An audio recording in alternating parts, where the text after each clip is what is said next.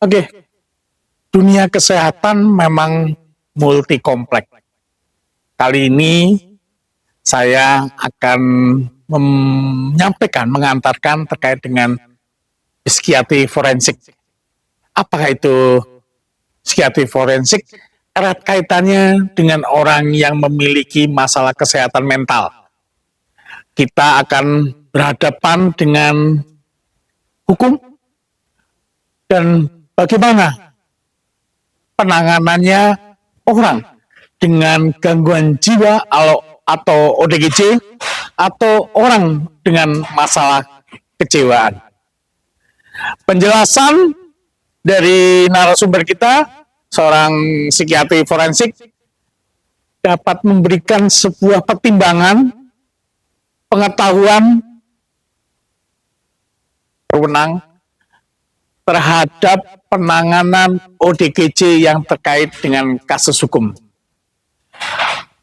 Peran psikiatri forensik dalam masalah hukum bisa menyangkut hukum pidana, bisa menyangkut hukum perdata, ataupun pemalsuan hal-hal yang terkait dengan administrasi lainnya. Contohnya pada kasus seorang ibu tunggal yang mengalami gangguan depresi sampai mendengar suara-suara halusinasi yang membuatnya membunuh ketiga orang anaknya. Psikiater forensik akan menjelaskan bagaimana gangguan depresi yang sedemikian berat akan membuat ibu tersebut tidak bisa berpikir logis sesuai realita sehingga tidak bisa mengarahkan perilakunya. Ini dapat membantu dalam pembuatan putusan di pengadilan terkait layanan dan dukungan kesehatan jiwa yang dibutuhkan, bukan sekedar hukuman penjara. Peran psikiatri forensik menjadi penting karena tidak semua gangguan jiwa dapat dideteksi dengan mudah. Sebagian ada yang terlihat, tapi sebagian lain tak terlihat layaknya masyarakat umum. Namun, tidak semua gangguan jiwa dapat dideteksi dengan mudah, karena sebenarnya hanya sedikit sekali gangguan jiwa yang memenuhi stereotip di mata awam, seperti yang berbicara sendiri, berhalusinasi, atau berperilaku kacau. Sebaliknya, mayoritas akan terlihat seperti orang biasa, tanpa ada perubahan yang mencolok bila hanya dilihat sekilas. Seperti pada gangguan depresi dan kecemasan, dua gangguan jiwa yang paling lazim ditemukan di masyarakat. Tidak heran, banyak aparat penegak hukum yang tidak menyadari saat mereka sedang berhadapan dengan ODGJ.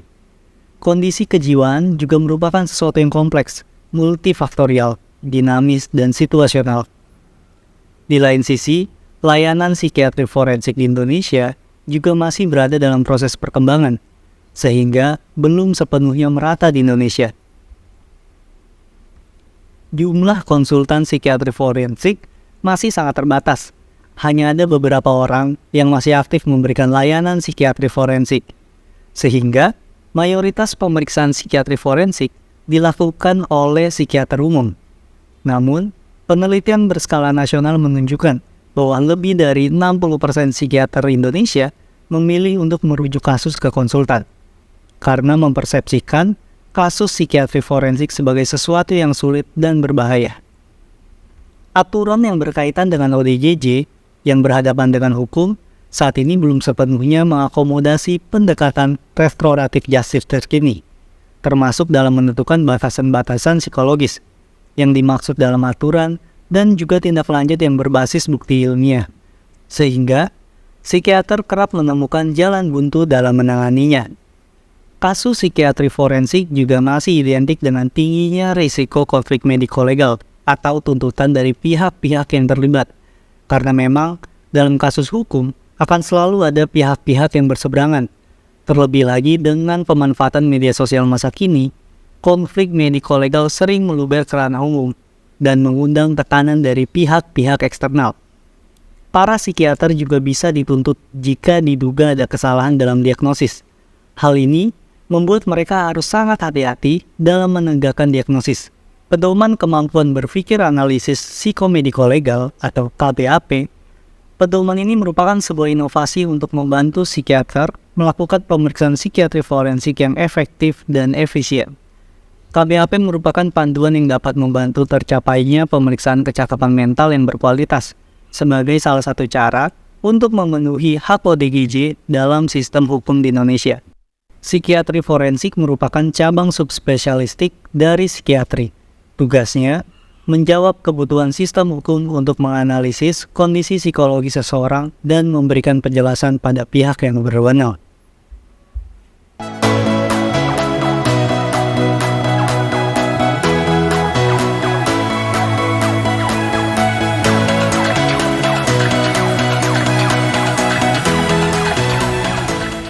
Jadi kalau dalam Permenkes 77 nomor 2015 itu disebutkan bahwa seorang psikiater itu mempunyai tugas fungsi untuk membantu proses hukum di bidang pidana dan perdata. Oh iya ya. Atau ada juga yang namanya malingering. Malingering itu pura-pura. Oh, Iya, jadi ada juga fenomena ada motif-motif. Oh, siap. pura-pura lupa, pura-pura gangguan jiwa Oke. untuk menghindari jerat hukum. Oh, Dia bisa bertanggung jawab perbuatannya itu biasanya yang psikopat. Oh. Psikopat, Pak. Ini gangguan kepribadian. oh iya. Ya, antisosial ya, atau bahasa di pedoman pedoman penggolongan diagnosis gangguan jiwa itu kepribadian antisosial atau disosial ya, Oke. atau banyak di masyarakat awam di bahasa populer itu psikopat. Oke. Nah, dia itu mampu merencanakan dia dan mengetahui dampak dari tindakannya dia. Dia merencanakan. Oh gitu ya. Ya, dia merencanakan. Iya. Dorongan.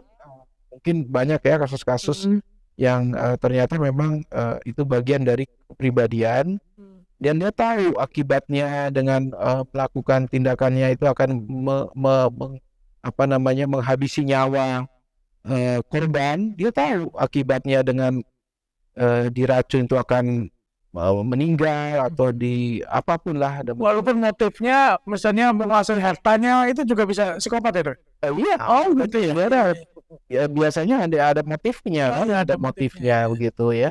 Nah, ada motif apapun ya motifnya, tapi yang jelas kita menganggap secara kejiwaan dia mampu menjawabkan perbuatannya, dan itu harus dihukum sesuai dengan peraturan ya, sesuai dengan keyakinan hakim. Iya, Jadi betul. secara kejiwaan dia tetap harus dihukum, walaupun dia masuk dalam kategori gangguan jiwa karena kepribadian ya, gangguan kepribadian. Yang kedua adalah gangguan jiwa yang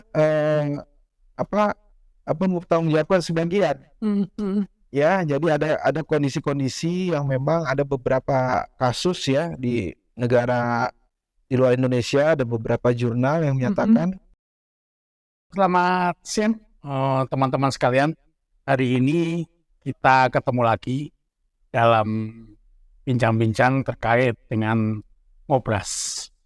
Kita akan bicara dalam hal ini diskusi menggali yang sedang tren di masyarakat terkait dengan maraknya pembunuhan, maraknya perselingkuhan, maraknya beberapa kegiatan yang terkait dengan pidana.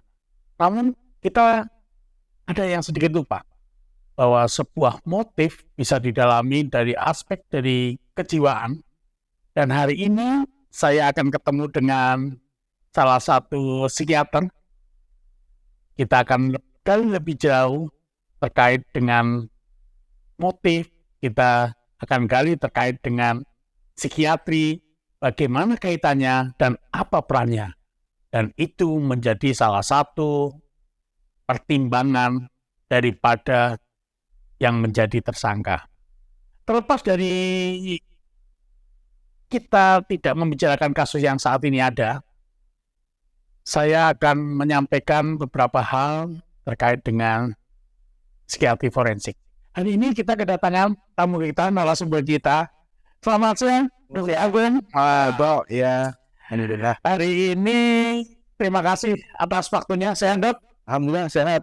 Pak Eko ya, mudah-mudahan sehat juga ya. Terima kasih Dok. Ya, alhamdulillah.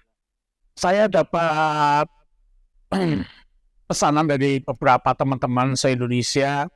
Dia ingin mengetahui kebetulan maraknya ada pembunuhan, maraknya ada perselingkuhan, maraknya ada pengampuan Dok. Ya. Nah, sepertinya kita perlu diskusi lebih jauh Dok. Ya. Apa sih sebenarnya peran daripada psikiatri forensik? Bagaimana sih peran daripada seorang psikiatri forensik untuk bisa membantu aparat untuk menegakkan tindakan yang dilakukan, Dok? Bisa Ya. diceritakan, Dok? Iya, terima kasih Pak Eko. Ya, saya kira ini upaya yang sangat baik ya untuk melakukan advokasi kepada masyarakat ya Betul. tentang peran-peran dari profesi yang ada di di Indonesia ya, dan juga di beberapa negara terkait dengan psikiatri dan juga forensik ya. Jadi kalau kita bicara tentang psikiatri forensik itu merupakan salah satu cabang ilmu dari psikiatri ya, yang sederhananya tugas fungsinya itu adalah membantu sebuah proses hukum Betul. ya, membantu proses hukum melalui kinerja dari psikiater ya. Nah, psikiater itu tentunya melewati masa pendidikan ya, sesudah menjadi dokter umum, kemudian mengambil spesialis dulu Ya. atau PPDS 1 psikiatri ya, psikiatri umum, dan juga akan melanjutkan lagi lebih sub lagi adalah psikiatri forensik ya, jadi sub spesialis psikiatri forensik. Nah, teman-teman yang di psikiater umum pun mendapat kompetensi ya untuk melakukan jadi melakukan kompetensi untuk melakukan visum et repertum psikiatrikum ya, pemeriksaan kesehatan jiwa ya, melakukan assessment dan sebagainya. Ya, kalau dalam konteks kembali ke psikiatri forensik ini tentunya sekali lagi sangat terkait dengan kita membantu baik itu aparat penegak hukum ya, Tepatnya hukum. untuk tentunya untuk melihat ya apakah tersangka atau terdakwa ini memang merupakan orang dengan gangguan jiwa ya, sehingga tentunya nanti akan membantu keyakinan hakim apakah tersangka atau terdakwa ini bisa mempertanggungjawabkan perbuatannya ya atau tidak. Nah, itu yang ujung akhirnya seperti itu ya, kalau terkait dengan visum et repertum psikiatrikum. Oke, Dok. Gitu ya. Dok, sebelum masuk ke sini, Dok, banyak kasus ada drama nih, bahkan seperti jadi konsumsi publik, berseri nih di televisi, disiarkan secara seperti drama-drama Korea kan. Di situ sebenarnya ada yang perlu disampaikan ke masyarakat nih. Sebenarnya kesulitannya apa sih ya di dalam sebuah penanganan kasus ataupun para ahli psikiatri forensik untuk mengungkapkan sebuah kasus ini, Dok? Membantu yang tadi saya sampaikan dari dokter dari segi keilmuan psikiatri forensik tadi, Dok. Iya. Pertama terkait dengan media sosial ya, tadi Pak Eko sampaikan memang itu ada tentunya ada sisi positifnya ya, ada manfaatnya tentu ada, dan ada juga sisi negatifnya ya, karena bisa jadi mispersepsi dan sebagainya ya. Nah, terkait dengan masalah-masalah orang dengan gangguan jiwa ya, salah satunya itu terkait dengan masalah hukum ya. Jadi ada hukum pidana maupun perdata ya. Jadi kalau dalam Permenkes 77 nomor 2015 itu disebutkan bahwa seorang psikiater itu mempunyai tugas fungsi untuk membantu proses hukum di bidang pidana dan perdata. Jadi kalau tadi Pak Eko sampaikan ada beberapa contoh kasus yang fenomenal akhir-akhir ini ya, memang banyak ya. Nah, itu terutama itu tadi ya yang terkait dengan tindakan pidana yang dilakukan oleh tersangka atau terdakwa itu tadi. Itu peran psikiater biasanya akan bekerja sama dengan aparat penegak hukum dan juga dari mulai penyidik ya, dari mulai polisi, jaksa hingga hakim. Oke, Pak. Kalau memang diduga ada perilaku yang tidak wajar ya dari tersangka atau terdakwa. Nah, biasanya itu dimintakan visum et repertum psikiatrikum ya. Nah, kalau terkait dengan aspek perdata, nah ini juga banyak ya. Nah, ini nanti banyak juga ya. bicarakan lagi tuh. Termasuk tadi yang Pak Eko sampaikan itu tentang pengampuan. Betul. Ya, pengampuan, kemudian kemampuan untuk mengadopsi anak, ya, kemudian yang tersering itu biasanya yaitu tadi ya, bagaimana apakah orang tersebut masih bisa tidak dia mengelola keuangan ya sehingga dia akan diampukan. Iya. Ya, nah ini yang proses-proses yang ya bisa sederhana, bisa kompleks juga tergantung kasusnya. Iya. Nah ini yang salah satu tugas fungsi dari psikiater gitu. Tadi dokter menyebutkan satu yang menarik nih. Yang tadi ada pidana, yang satunya lagi ada perdata. Ya. Kita mungkin satu dulu nih. Kita coba bisa memberikan informasi edukatif kepada masyarakat terkait dengan pidana. Ya. Saya kembali lagi, saya tidak menyebutkan sebuah kasusnya adalah perannya dokter psikiatri forensik itu pada waktu di pemeriksaan, di proses persidangan, atau mendekati akhir untuk pengambilan keputusan hakim. Ya. Atau selama dalam proses seorang psikiatri forensik itu bisa memberikan advice atau menganalisa atau memberikan bahwa ini harus dirawat. Dia kan tanpa stres. Ya, betul. Ini bagaimana, Dok? Ya, bagus sekali tuh ya. Jadi memang betul di tahapan mana yang peran harus masuk. Nah ini juga kadang masih banyak yang debatable, belum paham ya. Nah pertama itu tergantung dari kasusnya yang tadi saya bilang ya. Jadi misalkan ambil contoh seorang tersangka itu di misalkan ya pencurian atau apa ya. Nah tiba-tiba dalam masa tahanannya sebelum sidang ini si tersangka ini tiba-tiba nangis sendiri, bicara sendiri atau gelisah. Ini biasanya pada saat itu kan penyidik ya di tahanan itu sebelum persidangan biasanya dia akan curiga nih, jangan-jangan nih ada sesuatu ya di masalah kejiwaannya. Nah, itu bisa di taraf pra persidangan. Betul ya. Nah, itu yang kita akan tentukan nih, apakah kalau yang betul gangguan jiwanya, apakah itu ketika perilaku kriminalnya, tindak kriminalnya sebelum ditahan dia memang sudah ada alami gangguan jiwa, atau karena stres ditahan dia jadi depresi berat atau gangguan psikotik. Nah ini yang biasanya dimintai bantuan oleh polisi ya atau penyidik.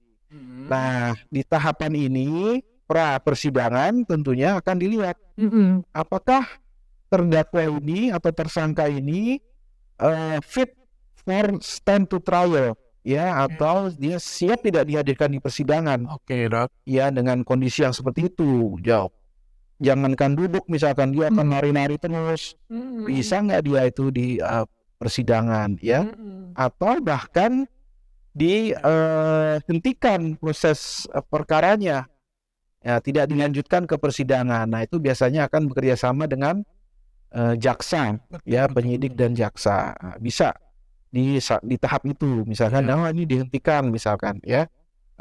Kemudian SP3 dihentikan ya. Nah bisa jadi di tahapan sudah disidang. Gitu sudah disidang, pasien proses sidang berjalan terus, sudah lengkap. Kemudian dimajukan berkas ke sidang. Hakim curiga nih, kok setiap sidang ketahuan sendiri aneh gitu ya, kok ngomongnya kok nggak nyambung gitu kan. Nah itu bisa hakim minta ahli untuk melakukan visum psikiatrikum itu ya. Nah, jadi kalau tahapan-tahapannya itu tadi yang Pak Eko sampaikan itu betul, bisa sebelum sidang atau ketika sidang. Nah, disitulah nanti membantu keyakinan hakim apakah ini memang dia melakukan tindakan itu memang sudah gangguan jiwa atau bisa diringankan dia menjadi gangguan jiwa karena stres akibat proses hukumnya, ya itu bisa juga. Nah, itu kembali kepada hakim Untuk memutuskan. Ya. Saya melihat nih dok, mungkin karena keterbatasan daripada jumlah dokter atau keterbatasan keterlibatan, kita flashback ke belakang 10 tahun yang lalu, ada sebuah fenomena seseorang memakan daging manusia, bahkan sudah ada semacam advis dari psikiatri bahwa dia itu tidak pantas dihakimin karena tekanan daripada media sosial dan masyarakat sehingga dia ditahan.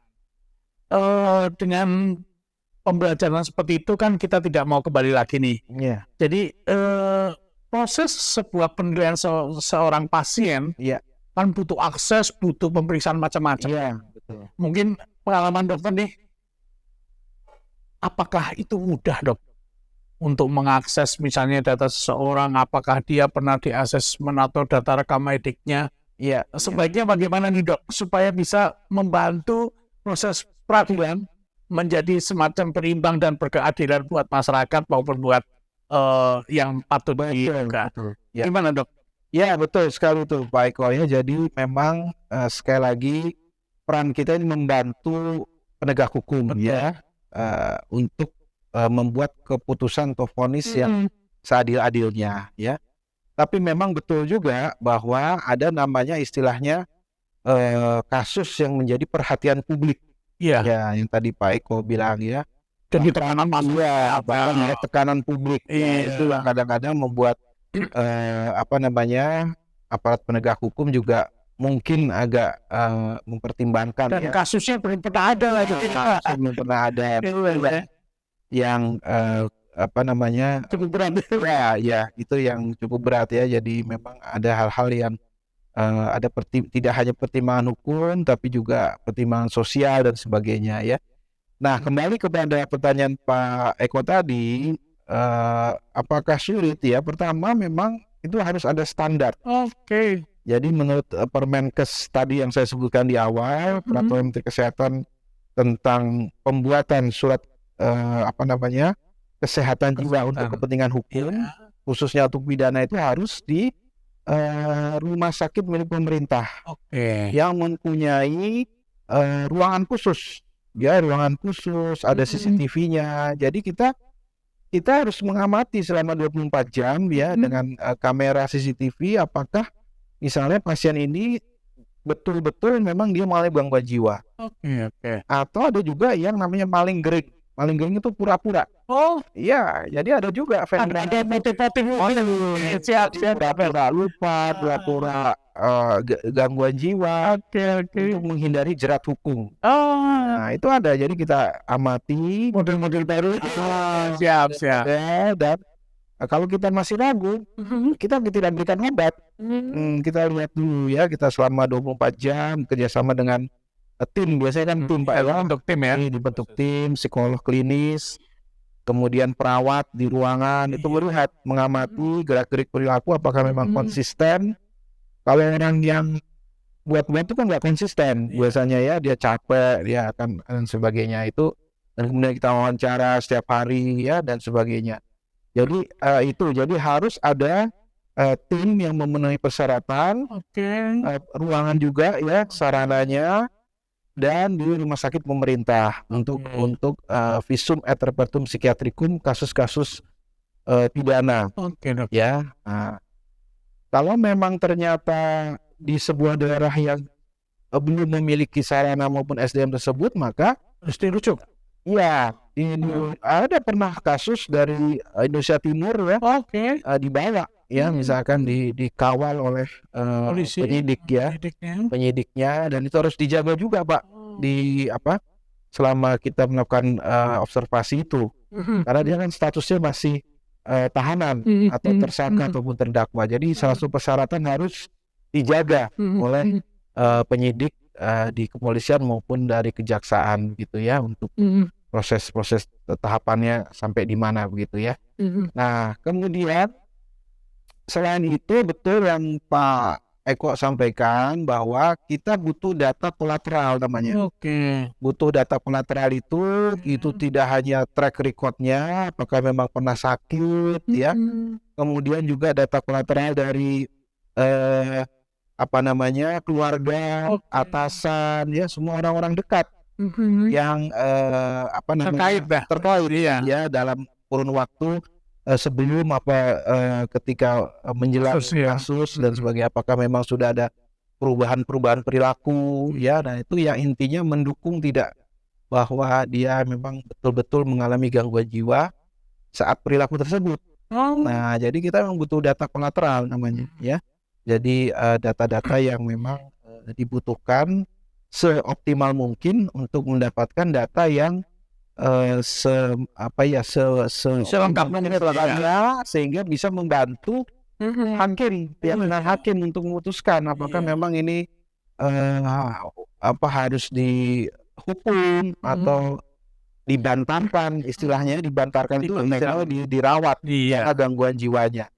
Nah, itulah yang tugas. Nah, ini yang menarik, Dok. Jadi selama proses pemeriksaan, andai kata dari psikiatri forensik memeriksa, ya. dan itu perlu dirawat dulu sebelum nyampe itu dibatalkan istilahnya dari berarti memang perlu ada itu ya, lihat kasusnya tapi ya. Maksudnya perlu ada ininya. Kan selama ini kan pemeriksaan pasien, maaf saya ulangi lagi, pemeriksaan seorang terdakwa, katakanlah selama dirawat tiba-tiba depresi, tiba-tiba ada sesuatu. Klinis seorang psikiatri forensik boleh memberikan advice ini dibantarkan dulu, tapi tidak mengurangi masa tahanan sampai dia sembuh atau bagaimana? Terus baru itu boleh lagi. Iya, jadi itu dalam bentuk keterangan ahli. Keterangan ahli ketika dia hanya didatangkan sebagai ahli. Di muka persidangan. Iya, siap. Itu bisa jadi sebagai ahli maupun sebagai saksi ahli yang melakukan pemeriksaan visum. Nah, jadi kalau hakim sudah cukup yakin dengan visum yang dibuat oleh tim tersebut misalkan, ya sudah, dia yakin. Tapi kok kayaknya belum yakin, dia bisa mengundang ahli. Mengundang ahli untuk minta pendapat, ya, apakah dan sebagainya. Atau juga bisa dilakukan second opinion dengan divisum ulang, bisa juga. Nah, itu jadi itu butuh waktu berapa lama, Dok? Kan ada kan pemeriksaan untuk konstitusional komprehensif nih. Iya. Kita kira-kira butuh berapa waktu lama untuk bisa menyampaikan seperti tadi yang disampaikan sama. Ya, jadi kalau dalam regulasinya, dalam Permenkes itu selambat-lambatnya 14 hari. 14 hari sejak dia dirawat atau? Iya, sejak dimulai visum ya. Dimulai visum, itu sudah harus ada hasil. Nah, apabila ternyata butuh perpanjangan waktu, bisa kita minta. Jadi masih Pak penyidik atau Pak polisi atau Pak jaksa atau Pak hakim, kita masih butuh waktu lagi nih, bisa diperpanjang lagi untuk melakukan proses visum itu, observasi. Per 14 hari. Iya. Tidak salah, per 2 minggu ya. Mudah-mudahan yang seperti dokter Agus sampaikan, berarti kata kuncinya ada catatan rekam medis. Mudah-mudahan sekarang sudah mulai connected sakit sehingga bisa makin itu lebih bagus, lengkap lagi ya. Oke, dokter, tadi kita sudah cerita-cerita terkait dengan pidana. Mungkin satu lagi nih, Dok. Tadi dokter ngomongin ada perdata untuk membantu. Ya. Saya melihat di media sosial 1 minggu ini marak nih. Ada kasus satu, saya tidak usah sebutkan, dia merawat orang tuanya, tiba-tiba orang tuanya sakit, kemudian ternyata dia kaya, Dok. Iya.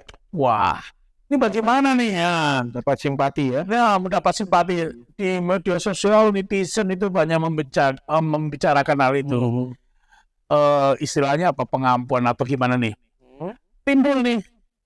Pada waktu dia sakit, orang tersebut merawat, tiba-tiba muncul pengakuan, wah ini harta saya macam-macam. Nah, gimana peran untuk psikiater forensik, Dok, memberikan advice-nya nih? Iya, Kasihan juga nih, ini lagi fenomenal, Dok. iya, betul.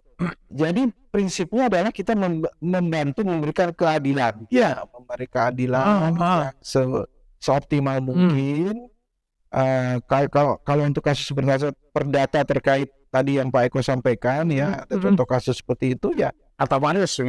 tawaris misalkan, ya, itu bisa saja ya. Jadi kalau memang kebetulan yang sedang sakit itu tidak lagi mampu mengelola keuangan, ya, karena kondisi penyakitnya, ya, itu bisa dimintakan pengampuan namanya. Jadi dalam pemeriksaan, jadi ahli warisnya itu minta kepada pengadilan, ya, melalui pengacaranya untuk bahwa ini tidak bisa, nih harus diampukan kepada siapa, ahli waris terdekat, misalkan anaknya atau suaminya, gitu ya, orang-orang yang terdekat, ya, yang sudah dianggap mampu, sudah dewasa, ya. Jadi diperiksa dua-duanya tuh Pak Eko, ya, apakah memang sudah layak diampu. Yang misalkan orang yang mewarisi itu ya, yang lagi sakit, ya, biasanya kebanyakan ya selain ODGJ, orang dengan gangguan jiwa berat, orang demensia, ya, yang sudah pikun, misalkan ya pada kakek nenek, demensia nggak lupa, ya, nggak bisa mengelola keuangan. Nah, itu diperiksa apakah memang layak diampu. Kemudian diperiksa juga siapa yang diajukan untuk mengampu. Gitu. Nah, itu nanti ditanyakan nih kepada ahli medis yang lain, setujunya apakah si A diwakili sebagai pengampu dari dia yang akan merawat, dia yang akan mengelola keuangan. Nah, itu misalkan disepakati dari 5 anak atau berapa. Ya, saya sepakat dengan si bungsu yang dekat dengan pasien yang lagi yang mau akan diampu. Nah, itu ada tanda tangan. Nah, itu prosesnya itu melalui pengacara, ya. Ini yang perlu jadi yang pertama melalui pengacaranya, itu harus mengajukan kepada pengadilan. Kemudian nanti pengadilan akan menjawab bahwa berdasarkan permohonan itu dia layak untuk dilakukan pemeriksaan. Betul. Nah, setelah dilakukan pemeriksaan, maju ke psikiatri forensik untuk bisa melakukan pemeriksaan apakah dia diperkenankan. Terus akan memenuhi syarat. Dan siapa yang mengampu? Nah, itu yang dua itu yang diperiksa. Nah, itu hakim biasanya minta pendapat ahli namanya, ya. Iya, pendapat ahli, ya. Kalau hakim yakin, ini dasarnya begini, ya, hasil pemeriksaan ini dasarnya sudah secara kejiwaan yang akan mengampu juga sehat. Ya, Dok. Dia mampu, dia secara kognitif bagus, ya sudah. Itu keyakinan hakim. Betul. Nah, kembali lagi itu semua ada keyakinan hakim dan kita sifatnya adalah membantu. Membantu dalam menegakkan vonis atau keputusan. Jadi nanti memang keputusan tertinggi ada di hakim. Nanti hakim mendapatkan masukan. Apakah pengampuan ini diperkenankan sehingga nanti bisa membuat sebuah keputusan tertulis, teknik bagaimana gitu ya. Ini kita ngomong dari segi psikiatrinya aja. Oke. Jadi demikian teman-teman, sebuah penjelasan bahwa seseorang yang patut diduga atau diduga dia mengalami permasalahan dengan kejiwaan hanya bisa ditentukan oleh seorang ahli, yaitu psikiatri. Kemudian psikiatrinya pun khusus nih, psikiatri forensik. Terima kasih, dokter, atas pertanyaannya yang terhadap ini. Satu lagi, Dok. Silakan. Tadi saya sempat cerita nih, kita sambil membenahi negara ini, sambil diskusi bahwa ada sebuah pencerahan bahwa apakah benar nih dok, seseorang dengan atau diduga gangguan jiwa ataupun ada permasalahan jiwa tidak dapat dimintakan pertanggungjawabannya secara hukum dok. Nah, ini bagus ini ya. penting nih, dok. Penting ini saya kira untuk kita masyarakat memahami ya. Betul dokter. Jadi tidak selamanya atau tidak otomatis orang dengan gangguan jiwa itu bebas Oh gitu. demi hukum gitu ya. Itu istilah vonis hakim ya. Jadi ada 3 kategori ya. Jadi dia bisa mempertanggungjawabkan perbuatannya. Dia mempertanggungjawabkan sebagian. Sebagian dari perbuatannya dan tidak bisa mempertanggungjawabkan penuh. Ya. Nah, yang dia bisa mempertanggungjawabkan perbuatannya itu biasanya yang psikopat. Psikopat, Pak. Ini gangguan kepribadian. Ya, antisosial ya, atau bahasa di pedoman pedoman penggolongan diagnosis gangguan jiwa itu kepribadian antisosial atau disosial ya, atau banyak di masyarakat awam di bahasa populer itu psikopat. Nah, dia itu mampu merencanakan ya dan mengetahui dampak dari tindakannya dia. Dia merencanakan. Gitu Ya, dia merencanakan. Iya. Mungkin banyak ya kasus-kasus yang ternyata memang itu bagian dari kepribadian. Dan dia tahu akibatnya dengan melakukan tindakannya itu akan menghabisi nyawa korban. Dia tahu akibatnya dengan diracun itu akan meninggal atau di apapun lah. Walaupun motifnya misalnya menguasai hartanya, itu juga bisa psikopat itu. Iya, gitu ya. Ya biasanya ada motifnya, ada motifnya begitu ya. Nah, ada motif apapun ya motifnya, tapi yang jelas kita menganggap secara kejiwaan dia mampu mempertanggungjawabkan perbuatannya, dan itu harus dihukum sesuai dengan peraturan ya, sesuai dengan keyakinan hakim. Jadi secara kejiwaan dia tetap harus dihukum, walaupun dia masuk dalam kategori gangguan jiwa karena kepribadian ya, gangguan kepribadian. Yang kedua adalah gangguan jiwa yang mempertanggungjawabkan sebagian. Ya, jadi ada kondisi-kondisi yang memang ada beberapa kasus ya di negara di luar Indonesia, ada beberapa jurnal yang menyatakan misalkan dia kleptomania, Pak. Nah, saya ambil rekan dengar ya. Saya sering dengar kleptomania. Kleptomania itu bagian dari gangguan jiwa. Nah, dia tidak bisa mengendalikan impulsnya, gangguan impuls namanya. Jadi dia ngambil itu sebetulnya hanya untuk membuat dia jadi was. Tapi nggak dia gunakan apa yang diambil, dia simpan aja. Ya, dia koleksi ya. Jadi dia tidak punya tidak mengambil manfaat. Dan semua kebutuhan dia. Jadi kalau mau beli atau ngambil terus dia jual lagi, beda betul. Nah, itu harus diperiksa oleh psikiatri apakah dia termasuk kleptomania atau bukan ya. Jadi nah, ada pernah kejadian di Amerika, salah seorang selebritis itu ternyata dia memang sudah dirawat oleh psikiater karena berbagai kondisi, termasuk diantaranya dia ada gangguan impuls itu kleptomania ya. Nah, akhirnya oleh hakim dianggap mempertanggungjawabkan sebagian karena dia tidak rutin berobat kepada psikiaternya, dan akhirnya dihukum dalam tanda petik hanya kerja sosial. Gitu ya. Jadi si artis itu di kita sudah ada belum ya dok ya, kerja sosial itu ya? ini belum ada. Belum ada ya dok ya? Ada, saya belum pernah dengar. Catat tuh Indonesia belum ada. Jadi dia disuruh ke panti-panti asuhan ya, selama kerja bakti gitu ya, gelandangan yang tidak ada. Nah, itu. Nah, yang terakhir adalah dia tidak mampu mempertanggungjawab perbuatannya, yaitu adalah biasanya pada pasien dengan gangguan psikotik, gangguan jiwa berat, ya, yang karena perbuatannya itu akibat dari gangguan jiwanya.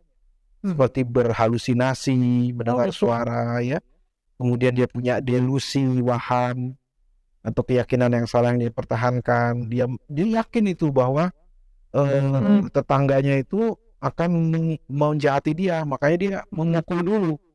Ya, dia merusak dulu rumahnya karena ada halusinasi atau ada delusi wahamnya. Dan kalau memang itu terbukti dan bisa dibuktikan secara ilmiah dan klinis psikiatri bahwa memang pada saat kejadian itu dia dipengaruhi oleh gangguan jiwanya, dikendalikan atau akibat gangguan jiwanya, ya kita merekomendasikan atau menulis kesimpulan bahwa ia tidak bisa mempertanggungjawabkan dan mengarahkan perbuatannya akibat gangguan jiwanya. Nah, kalau hakim merasa yakin dengan visum yang kita atau keterangan kita yang kita sampaikan, ya maka dia bebas demi hukum. Jadi misalkan ada beberapa kasus yang pernah ditangani seorang ibu ya yang memberi racun anaknya ya. Dan kemudian terakhir dia tapi dia terselamatkan. Nah, ternyata setelah itu tim memeriksa, ternyata dia bagian dari depresi berat dengan gejala psikotik, karena dia punya keyakinan bahwa masa depan anak-anaknya ini akan suram, lebih baik dia harus hentikan semuanya dan diakhiri hidupnya.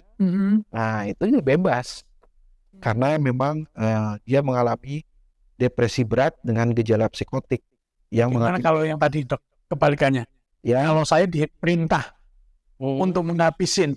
Nah, ini menarik ya dok. Ini terjadi gimana dok itu yang lagi bisa diperiksa. Apakah ada natif atau memang dalam tekanan gitu ya? Ya masih dalam tekanan itu. Berat itu. Iya, nah itu memang kembali lagi kepada keyakinan hakim. Kalau misalnya kita secara psikologis kita melihat bahwa dia melakukan tindakan karena di bawah tekanan dan dia tidak bisa menolak dan diperiksa ternyata secara psikologis memang bisa kita buktikan dia tidak bisa mengelak dan sebagainya, ya kembali lagi kepada keyakinan hakim. Teman-teman, ada yang menarik dari penjelasan Dr. Agung bahwa seseorang yang dalam tekanan dan dia tidak bisa melepaskan tekanannya patut dilakukan pemeriksaan secara psikiatri sehingga bisa membantu hakim untuk berpikir jernih untuk memutuskan seadil-adilnya. Dokter, ya tadi kan sudah disebutkan di dalam KUHP kita bahwa pasal 44 KUHP memang menyatakan bahwa pengidap gangguan jiwa tidak bisa dipendara dan seseorang dengan keadaan jiwanya ataupun kesadarannya terganggu, maka dia tidak menyebabkan dia tidak bisa mengendalikan diri atau tidak mengetahui apa yang dilakukan, maka dia dapat dibebaskan.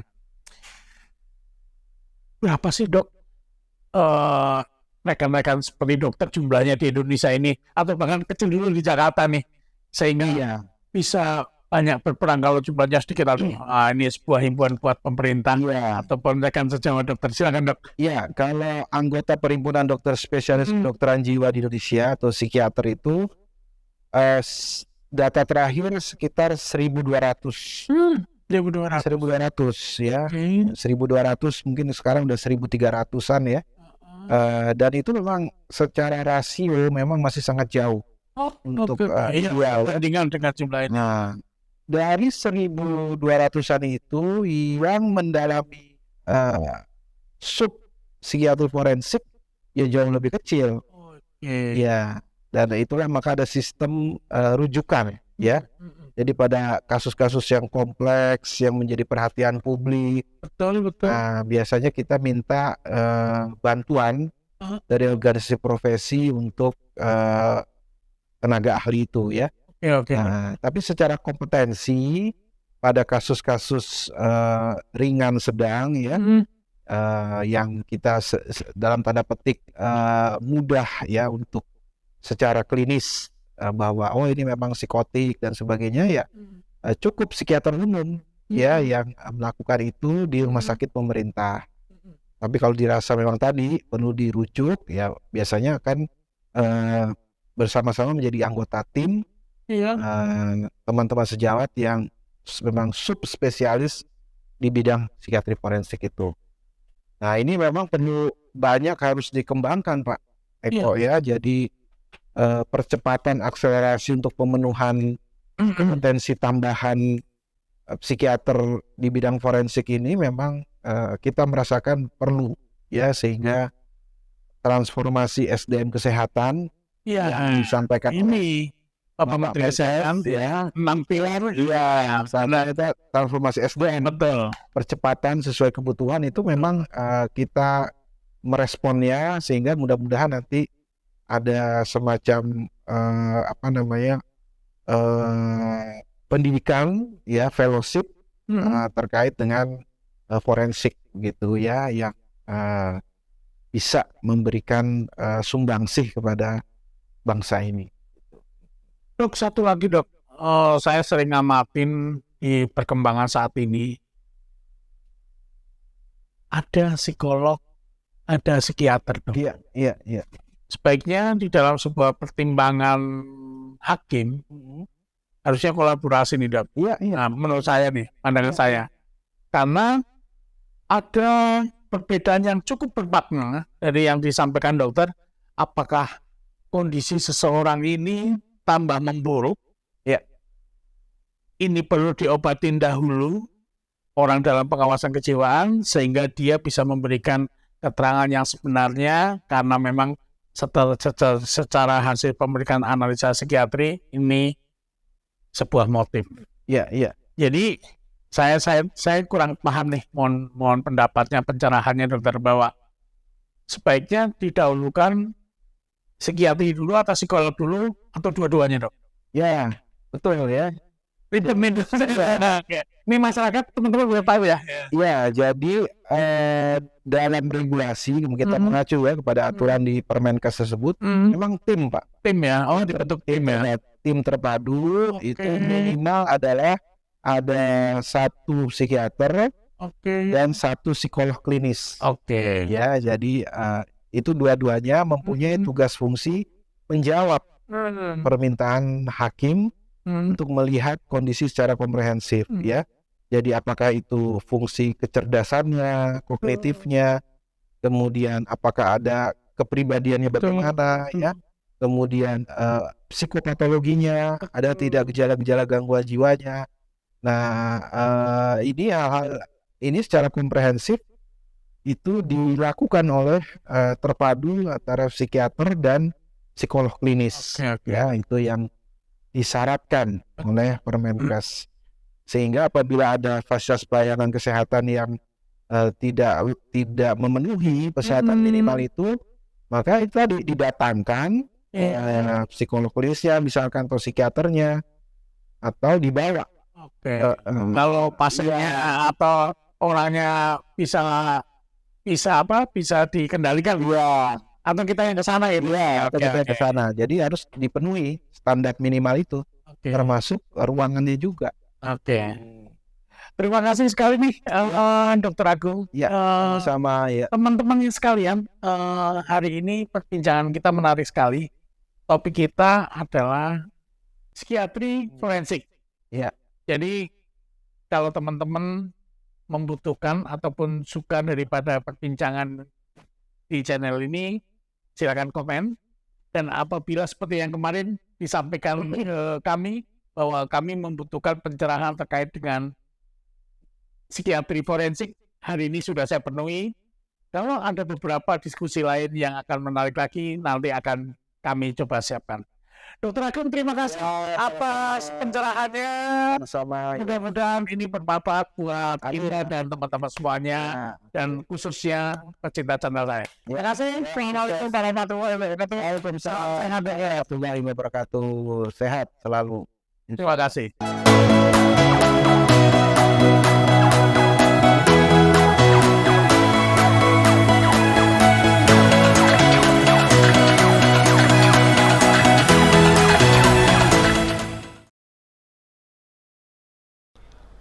Aku tahu orang